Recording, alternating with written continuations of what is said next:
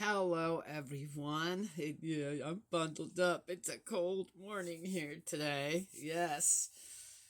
Uh, we are in a new book, the book of Isaiah. I had a relatively quiet weekend, lazy Sunday. Uh, went food shopping. It's amazing. I could go food shopping and fill up a cart. Came home and Daddy was here with the little one.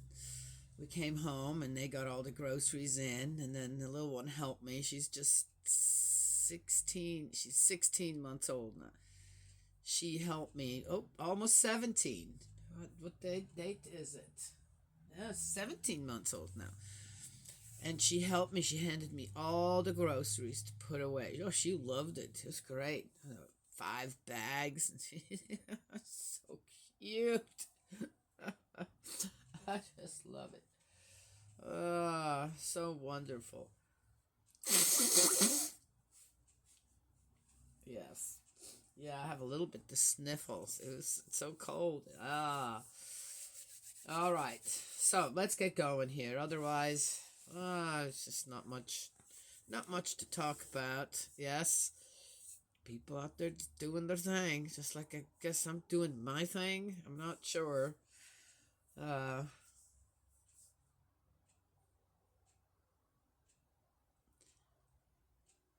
anyway, that is that. So, Book of Isaiah, and there is a foreword here. There's a whole bunch to read. Introduction to the prophets. Okay. Inspired speakers who claim to give a divine message. Ooh, that's an inspired speakers who claim to give a divine message are not confined to Israel. Why not? They're already making allowances here that I'm not really liking when it comes to the Old Testament. Yes? Balaam of Moab and the prophets of Baal appear in the Bible. In the early monarchy, we glimpse two groups of prophets, brotherhoods of prophets, such as those with whom the young Saul and Elisha were associated, and court prophets who claimed to interpret God's will to their royal masters. More often than not, Nathan is one exception. These were more concerned with pleasing the king than with giving him God's message. Nathan wasn't any different either. Not from what I read. In the time of crisis which preceded the end of the monarchy, first in the northern kingdom overrun by Assyria in 721 BC, then in the south conquered by Babylon in 586, great prophets emerged whose message is recorded and whose sayings were written down in the book form. That's still happening, by the way, now.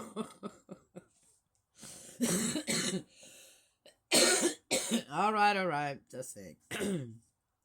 At first, their function was to warn the people against their prevailing faults and bring them back to fidelity and trust in Yahweh. So Amos and Hosea in the north, and the great prophets Isaiah and Jeremiah in the south. Contemporary with Isaiah, Micah tried to draw the people and rulers from their corruption, and Jeremiah's part in the great reform of 622 was anticipated by Zephaniah's ministry. Both before and after the fall of Jerusalem, Ezekiel brought to the exiles those promises of a new heart and a new covenant. A new covenant, what was wrong with the old one, which Jeremiah had made in Jerusalem, and second, Isaiah soon afterwards encouraged them with a promise of return. After the return, Haggai and Zechariah encouraged the beleaguered community to rebuild the temple, and soon afterwards Malachi criticized their faults of observance. In the last stage of prophecy, Joel, the second part of Zechariah, and finally Daniel look forward to a deliverance at a final day of the Lord. Thus, for 6 centuries, the prophets were the guides and mediators of God's message to Israel, but their message of the transcendence and love of God for his people and of his demand for reciprocal fidelity and holiness go far beyond their immediate audience. Really? The divine message came to the prophets in various ways, sometimes by visions or through ordinary sights, such as 2 baskets of figs, sometimes through personal experiences such as I have this just mirth bubbling up inside of me reading all this. Experiences such as Hosea's passionate love for his unfaithful wife. Really? They expressed the message just as diversely by symbolic actions, by parables, satires, and funeral laments, addressed to kings, leaders, or the people at large. Only in a very few cases was the message written down by or at the order of the prophet. Oh.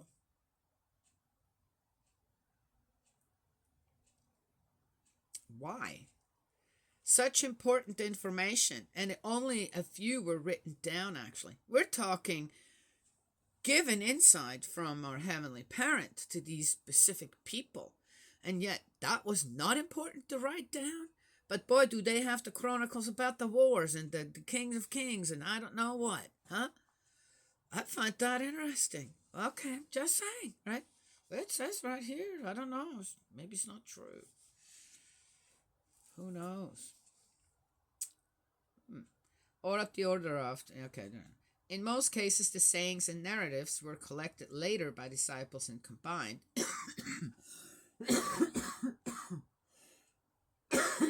Disciples of whom? In chronological order, more often, or seldom in chronological order, more often in some kind of logical order or by verbal links. We know how that works. In most cases, additions and adjustments to make the prophecies applicable to later circumstances have made the original message even harder to recover. Aha. Okay, just saying. What have I said throughout this whole time that we were reading?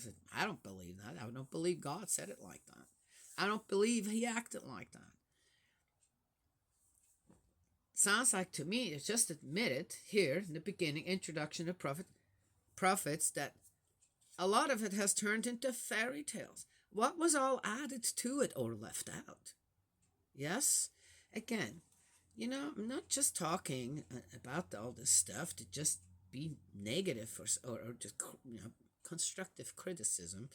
Apply all that because I'm unhappy or this. I'm doing it because for the reputation of God to start out with. Yes? But again, how much was added to it by, I was going to say something else and it kind of went someplace. Maybe not time for it. Anyway. And here it is. Yes. It's just, I find this so sad. Then what are we supposed to believe? So it just says it's hard to recover what they actually said. What was said, what God's guidance was. And then if a lot of it that we take here as just, in a way, for granted, or rather as the truth, it's like a puzzle that you have to make. Either a puzzle piece here, puzzle piece, oh yeah, that word, that sentence might make sense. But from my own experiences in life, and the deep love that I do have for my Heavenly Parent, feel the deep love coming from Spirit World as well, towards me, my family, everything. A lot of this does not make sense because I'm not experiencing it.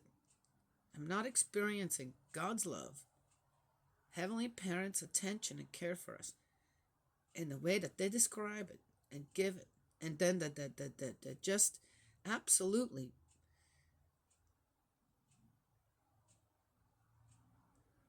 nonsense and how evil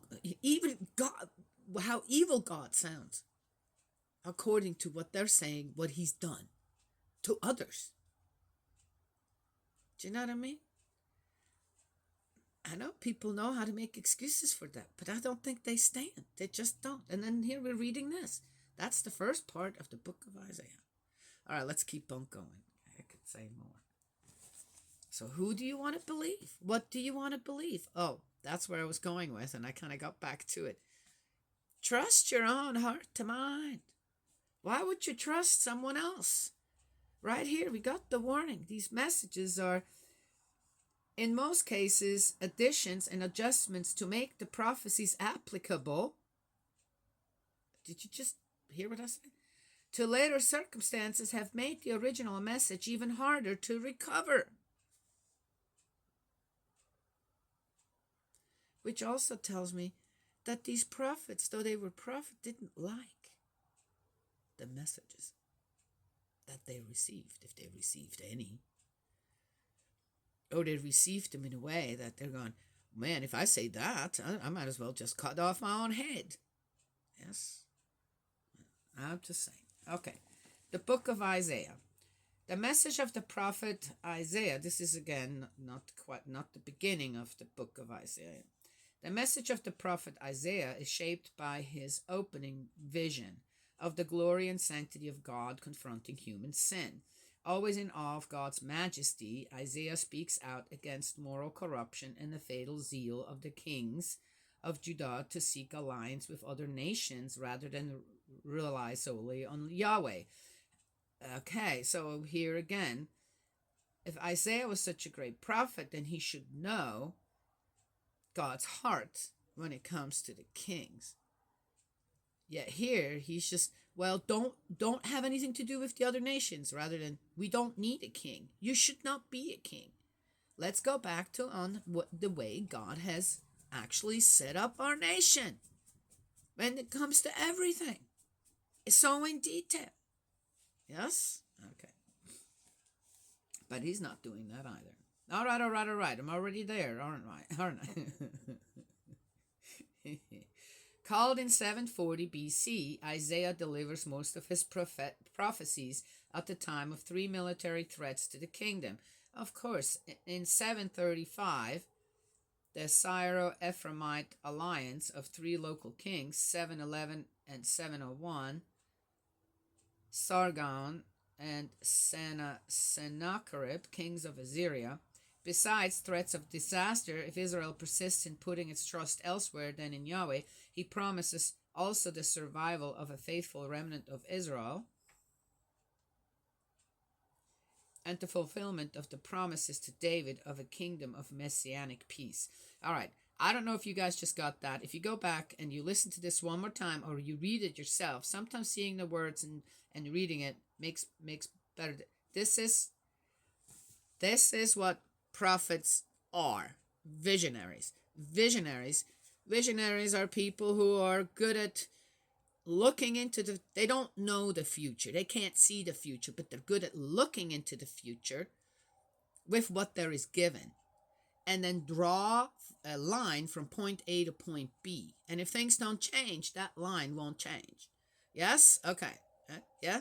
Does that make sense? Hope it makes sense. And this little part right here that I just read could go either way.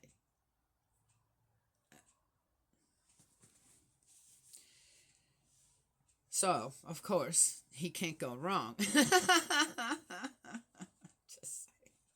With some later insertions, these prophecies form the content of chapters 1 through 35. Some 150 years later, an anonymous prophet named 2nd Isaiah took up this same message. Oh. An anonymous prophet named 2nd Isaiah. What the heck is this now? All right.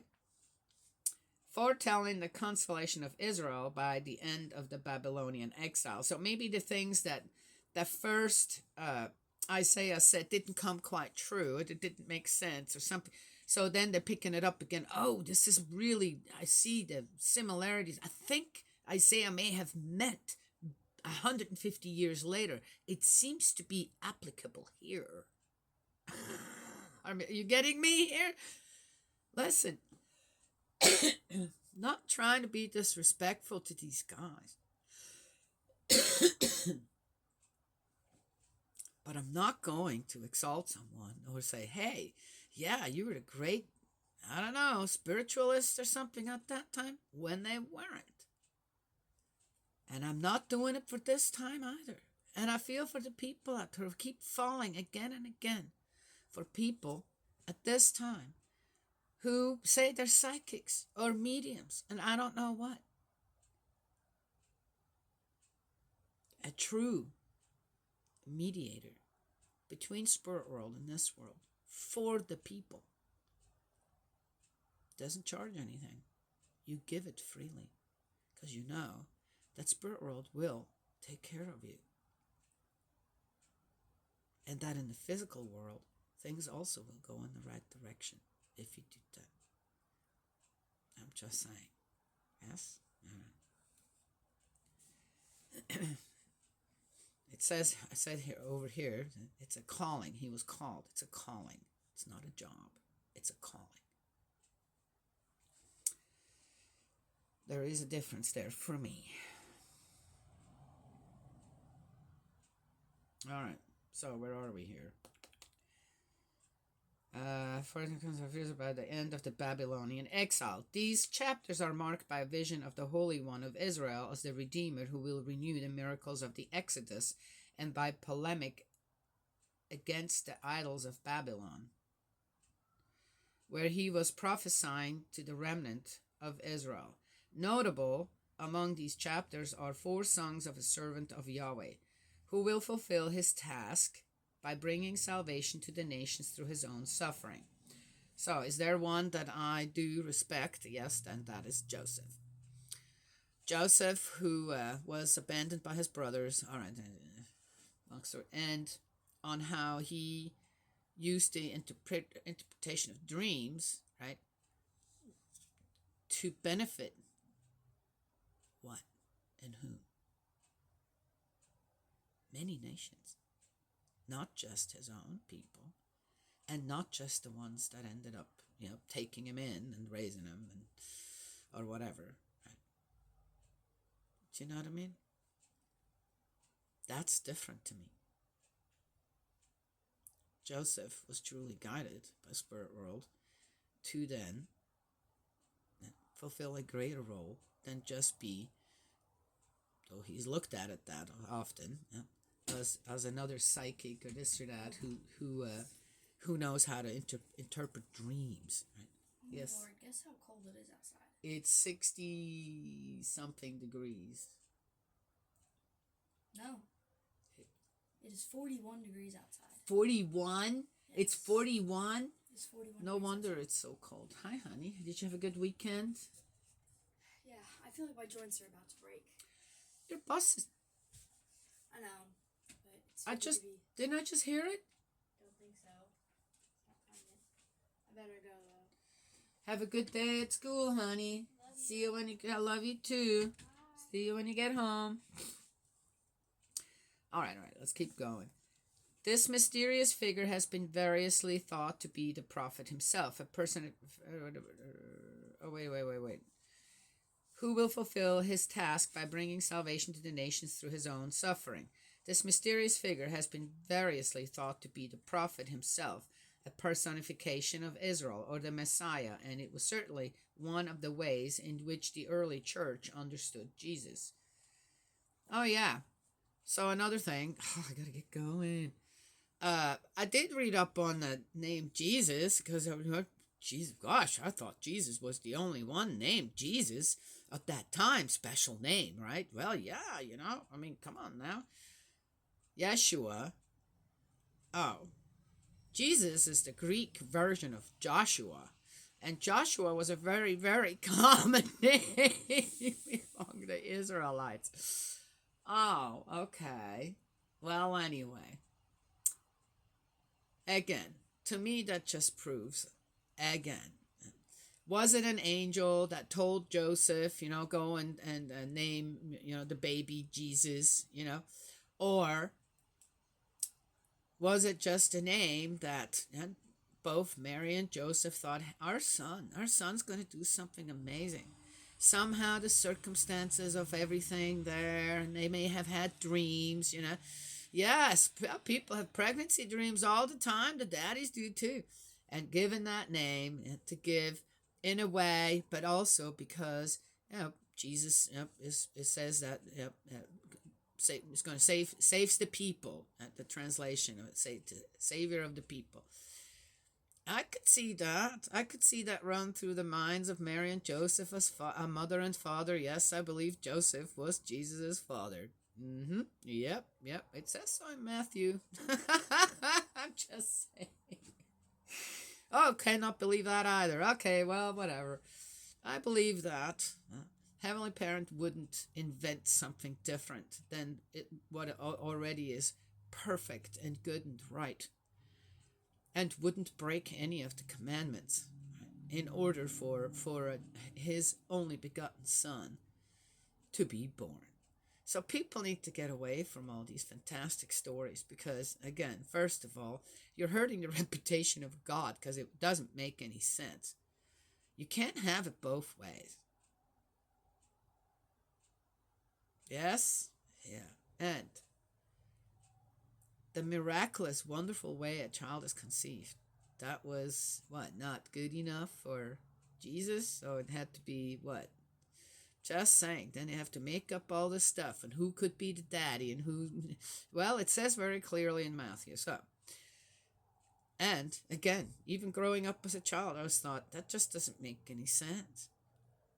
I thought we were supposed to be pure until marriage. This and that. Jesus was born as what? Then they could call him what? Can't. So much of it made up. And then, because people need these miraculous this and that, it leaves so much room open then for what? For Jesus to be misunderstood, chastised for his birth or whatever. And how is Mary and Joseph, just a commoner couple, supposed to fight that? Huh? Anyway. Okay. Just saying. The third part of the book, 56 to 66, written later, still, mostly after the return from exile, takes up the same themes with a wider openness to the salvation of all nations. These will flow to a restored Jerusalem to draw salvation from the city of Yahweh. Spread over some 300 years, the prophecies of the book of Isaiah are united not only by recurrent phrases and modes of thought, but by oh my gosh, so we're going to be reading repetition over repetition again, but by a fundamental vision of the destiny of Israel in the hand of the awesome holy God who will cleanse the remnant of his erring people and bring them to a kingdom of peace. So all this time later, after the Ark of the Covenant was made with God, there is this mental vision of the destiny of Israel in the hand of the awesome holy God who will cleanse. Okay, why? What is it? To me it seems like that the Israelites or the prophets or the kings or whoever, the nobility of Israel, should not exist either, suddenly had this flash of, backflash or something. Oh, we need to get back to that. As if that was the wondrous thing to do. Instead of saying, man, what have we been doing? We've had the guidance. We had everything right from the beginning. Let's examine why we're not willing to do that.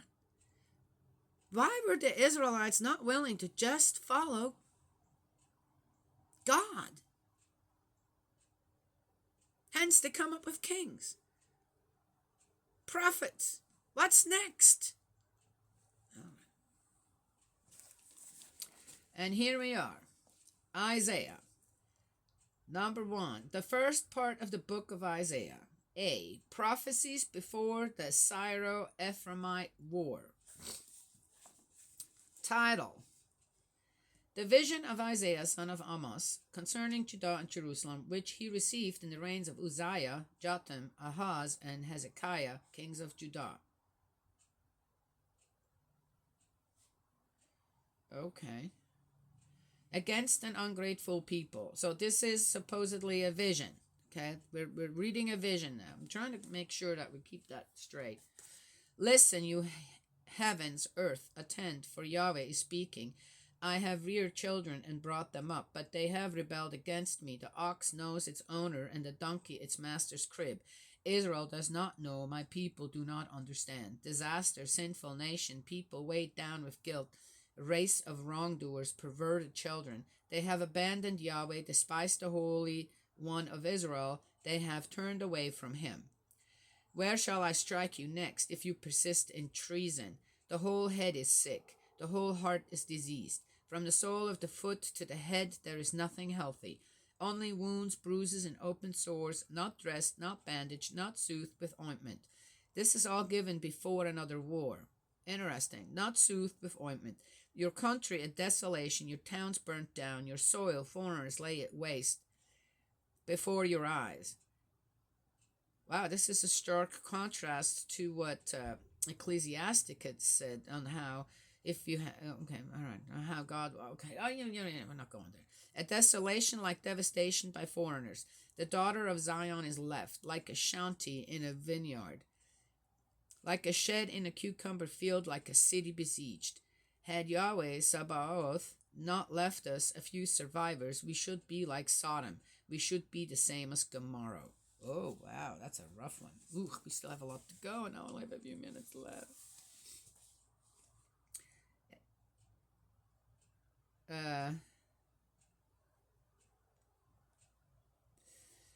This sounds to me not like a prophecy or or a vision even. It's more, this is observation, right? Obviously, Isaiah must have been a good man, and he wanted to please God. I can tell that from what he says here. And his observation of the people of Israel is what?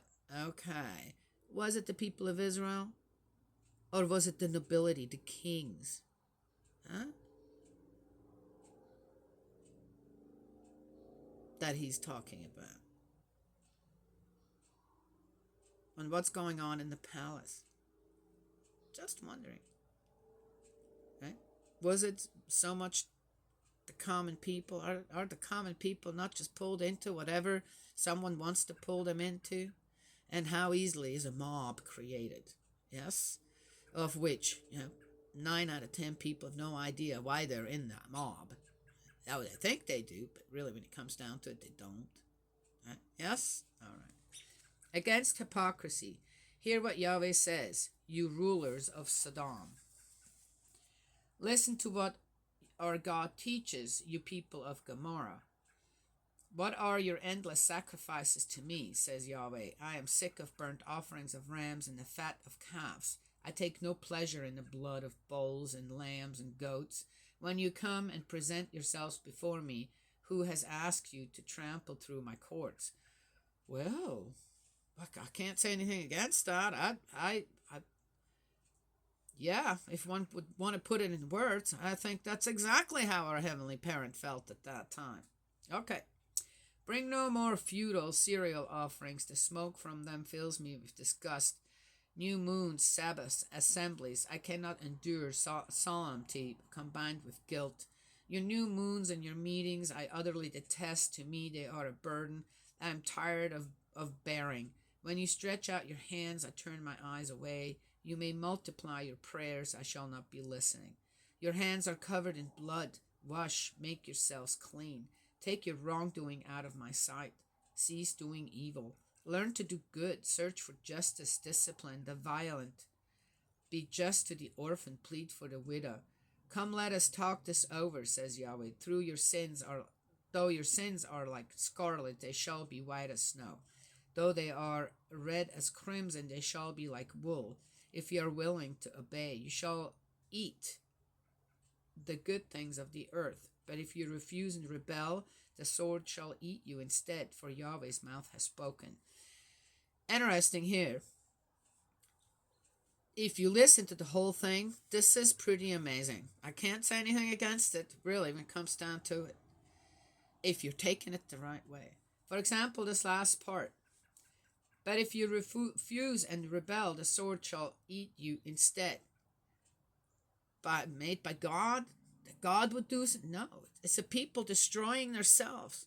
This is like a plea. This is like a prayer. This sounds like a prayer from God to his children. Yes? In a way, very, very beautiful. My heart started to hurt reading this. Lament for Jerusalem. Oh, but is it a... Okay, it's a vision. Is it a vision? Is this a vision? Or again, seems to me Isaiah is very studied, very knowledgeable when it comes to on how to please God, serve God, or how he understands God, right? Yes? Why? We're all created in the image of God. Some of us, I believe, feel that a little deeper than others. So Isaiah may have been someone that felt that quite deeply and says, we're doing the wrong thing. And this is how it comes out. That was good. That's it. Lament for Jerusalem. I better hurry up. The faithful city, what a harlot she has become. Zion, once full of fair judgment, where saving justice used to dwell, but now assassins. Your silver has turned into dross. Your wine is water. Your princes are rebels, accomplices of brigands, all of them greedy for presents and eager for bribes. They show no justice to the orphan, and the widow cause never reaches them. Hence the Lord Yahweh Sabaoth, the mighty one of Israel, says this: Disaster, I shall get the better of my enemies. I shall avenge myself on my foes. I shall turn my hand against you. I shall purge your dross as though with potash. I shall remove all your alloy. Now he's doing the same thing as Ecclesiasticus has done. This is wishful thinking on Isaiah's part, and it will not happen either. And I shall restore your judges as at first, your counselors as in bygone days, after which you will be called city of saving justice, faithful city. Zion will be redeemed by fair judgment, and those who return by saving justice, rebels and sinners alike, will be destroyed, and those who abandon Yahweh will perish. It reminded me a little bit of Jerusalem of today. Is Jerusalem in Israel a clean city, as God would like it to see? And I shall restore your judges, the cities, as at first, your counselor as in bygone days, after which you will be called city of saving justice. Is it still a city, or has it ever been? Will it ever be the city of saving justice? Against sacred trees, how ashamed you will be of the terebinths which gave you such delight, and how you will blush for the garden which you chose, for you will be